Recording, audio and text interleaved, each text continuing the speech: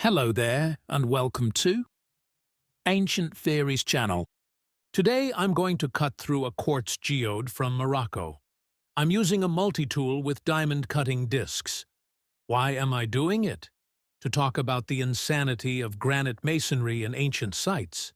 You see, to cut this geode, I needed something harder than quartz crystal. And by harder, I mean on the Mosh scale. The Mosh scale measures, well, hardness. For example, quartz crystals have 7 points in Mosh scale, while diamond has 10 points, and calcites, like marble, have only 3 points. You should also know that granites have 6 to 7 points in Mosh, depending on the molecular structure. The more quartz crystals in granite, the closer it gets to 7 points. What is interesting is if you would like to cut quartz or granite with steel tools, you are going to have a bad time, because simple steel is softer than quartz and cannot cut through quartz crystals in granite. You can only get a rough cut by finding a gap between those crystals and damaged steel tools in the process. But it is doable.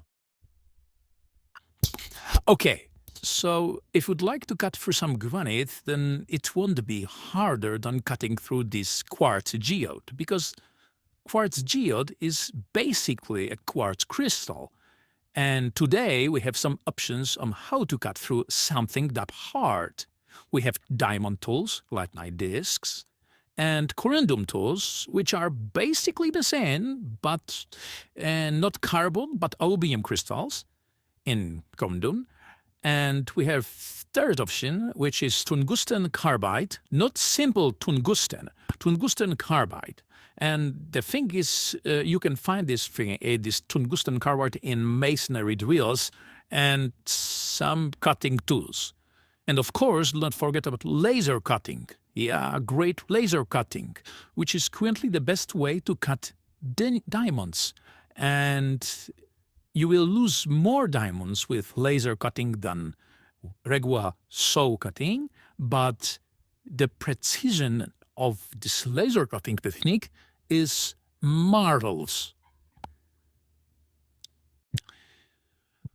What is truly amazing is that we have examples of ancient masonry. Sometimes the granite is roughly cut, which means the quartz crystals are still whole.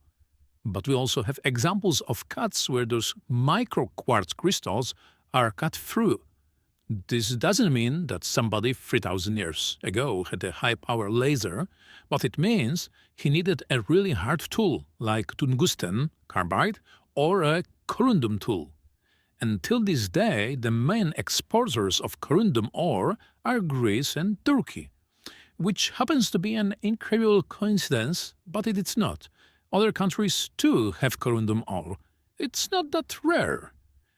And in Mesoamerica, we have also examples of these quartz crystals, which are still whole in granite, but we have also examples of quartz crystals cut through. So there must be some kind of a universal way to cut through these crystals. And to be honest, I'm using the easiest way. So I'm using multitool, electric power, and diamond blade. That's it. I have also my DeWalt cutting tool with bigger disc for cutting stone, but I'm not kind of using it because it's massive and it requires a lot of place. I don't know how to move camera around, and I will need 2 hands to operate it, and there will be a lot of mess, all about the mess. While cutting anything, try to avoid breathing anything from this rock, from any rock. This dust is bad for your lungs, so yeah, avoid it. This cutting process is speeded up 2 times because it took me literally 1 hour to cut through this. If you want to, you can skip to the geode opening at 14 minutes of this video. Otherwise, you can stay with me and endure my yapping.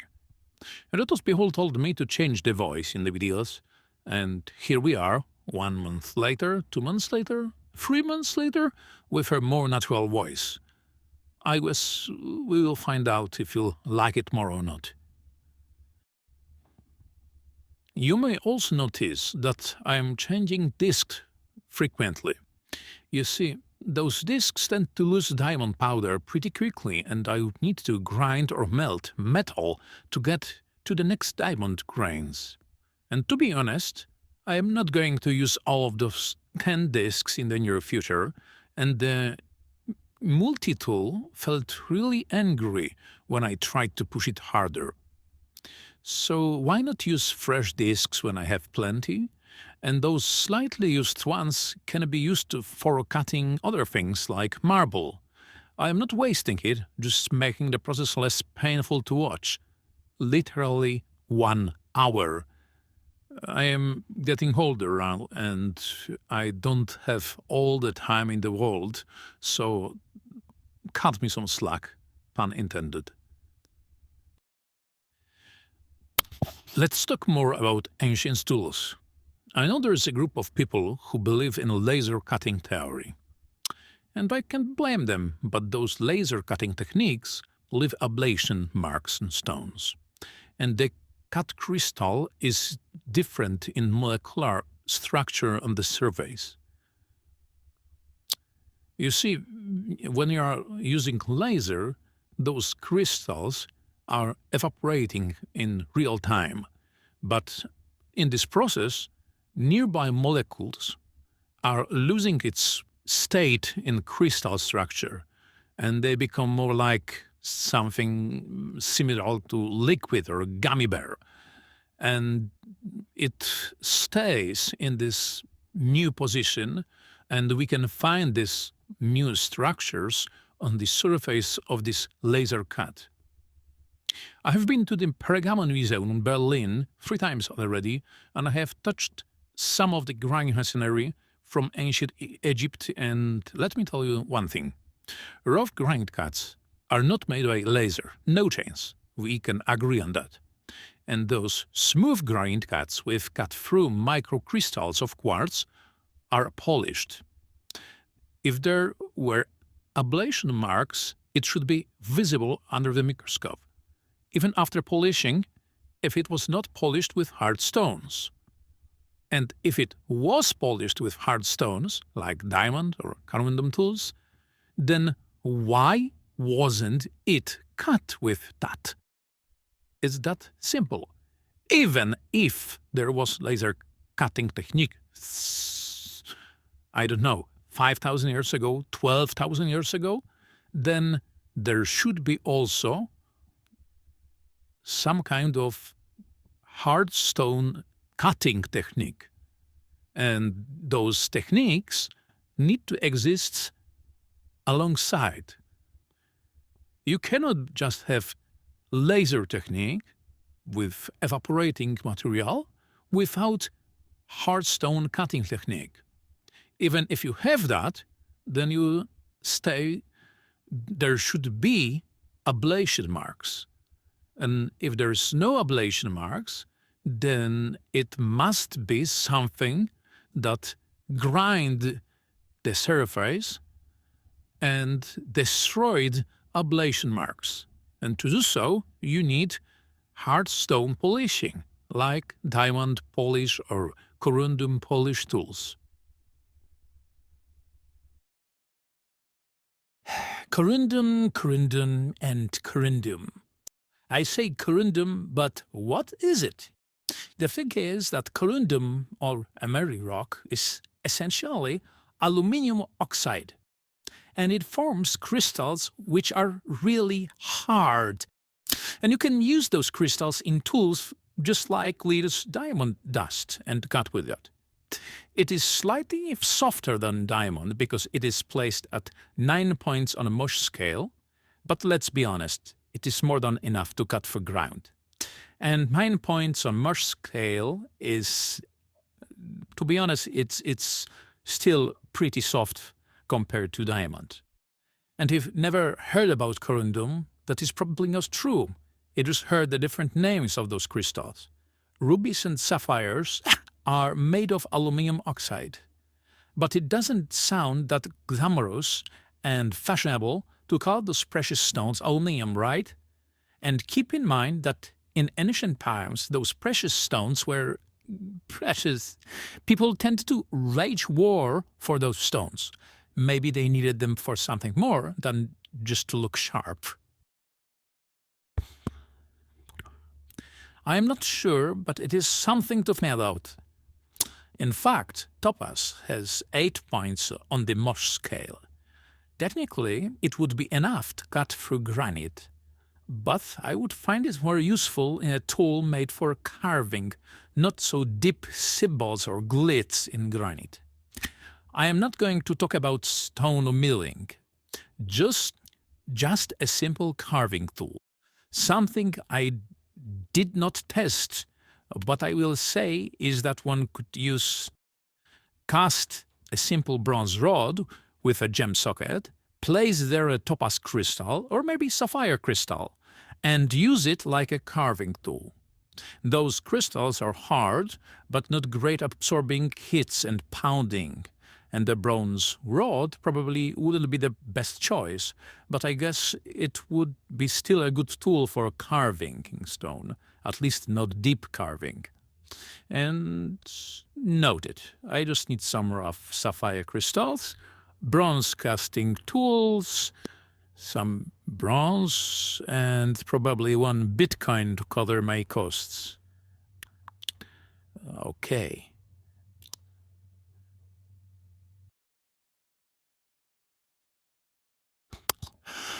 Okay, I will quit yapping now and let you hear and see the process of opening this geode. And yeah, that will be it.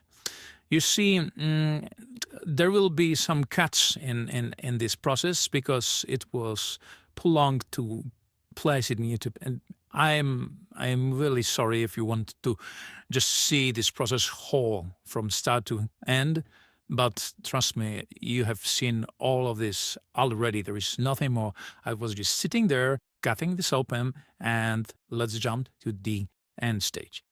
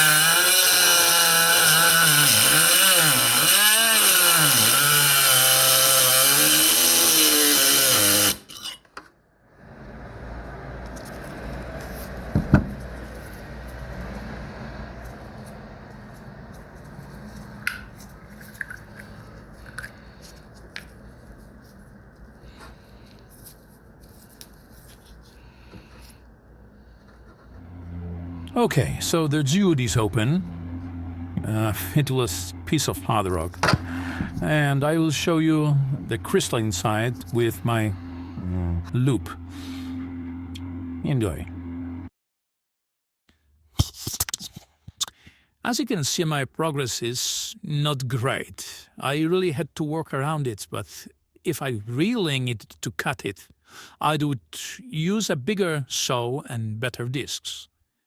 As stated, I decided to use multitool for the photos of this video, and if I'm struggling with an electric tool and diamond disc, then, well, I can't imagine how hard it could be without those tools.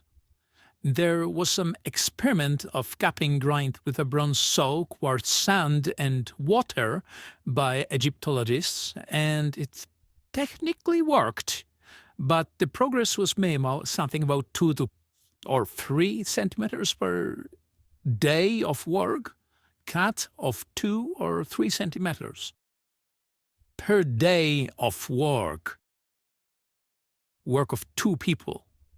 But I don't know if anybody tried to examine if the microcrystals of parts are cut or simply torn out. My money is on torn out theory, which debunks this method for polished granite with visible cut-through quartz crystals. Well, visible under the microscope, not visible with my naked eye, of course. And if I would like to do this experiment by myself, and I really don't think I would, because any progress requires a lot of time and work of 2 people to get 2 or 3 centimeters of progress, and I don't know. If you would like to, and there will be people willing to sit and watch me doing this for 24 hours, then why not? But I don't think so. Anybody would like to watch me or other people cut for some granite for 24 hours just to see if these 2 or 3 centimeters cut and their microscope is clean or it is not clean, is those micro crystals torn out, or maybe they are cut through, I don't know. But my theory is they will be torn out. It's simple as that, because you see, when you're trying to cut through microcrystals, which are harder than the rest of granite, and you are using these soft tools with this sand, dust, quartz dust, so there's nothing harder than quartz. And this quartz dust meets quartz crystal in solid rock, and there will be some tension, but I don't think there will be cuts in those microcrystals. They will just wiggle around and maybe lose some stability, and they will be torn out. And maybe there will be some scratches, micro scratches, maybe nano scratches on structures of these crystals, but there will be no clean cuts. There will be nothing like this clean cuts we see on this masonry from ancient Egypt. You say, I don't know, maybe 2,000, 3,000, 4,000, 5,000 years ago. I don't know when it was made, nobody knows. I have seen some studies which states it can be 12,000 years ago, because you see there is this method of dating rocks by exposure to light. Maybe you have heard about this, and I am not sure. Maybe 12,000 years ago, maybe 13, maybe 15,000 years ago, maybe 5, 10, I don't know. Nobody knows. We don't have a method to determine this. And we cannot just say it's this or it is not this date, because we don't know. So my theory is it was torn out. Every single microcrystal in this method is torn out, and there is nothing to look at. There is rough state. You can polish the rock, and after the polishing you will even get something similar to this polished granite in Pergamon, Berlin, or in Cairo, like a museum in Cairo. But the thing is, after this, you will find those micro crystals, and they will be whole. There will be no cuts through these crystals. And we see that there are cuts through these crystals, not only in Egypt. We see this in Mesoamerica, we see this in Cairo, in Berlin, but not in artifacts from Germany, from artifacts from Egypt in Berlin. I'm talking about this. And we see this. So, yeah, after polishing this hard granite, there will be some cuts in those microcrystals. And you cannot do this with this method of sprinkling dust, even if it's quartz dust. Maybe if it would be diamond dust, maybe if it would be aluminium oxide dust, but they used simple quartz dust, and it won't work the way it should work. Okay, what I'm doing here, you see this white stone, it's marble. It's natural marble from Greece, and I am going to cut this marble. It's 3 points on Morse scale, with the same method, with the same tool, but I am using this used disc, diamond disc, and I will show you how easy it is to cut this marble. And what I was doing, I was trying to show you that I can cut this marble with this little crystal. It's quartz crystal, it's 7 points on our scale, and I can use it and I can cut through this marble. The same way I can cut through this quartz using diamond. It's the same, but different. Okay, the dust from this marble is suffocating. I will cut it just a bit. It is going through easy, but the dust is everywhere in the air. I really cannot breathe this. So, yeah, if you're hoping to see me cut this through and show you it's like butter, knife in a butter, I will not do this. Not this time.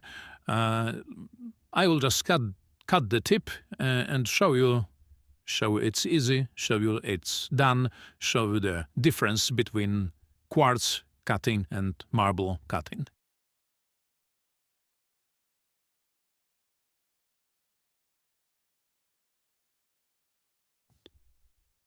Till we meet again.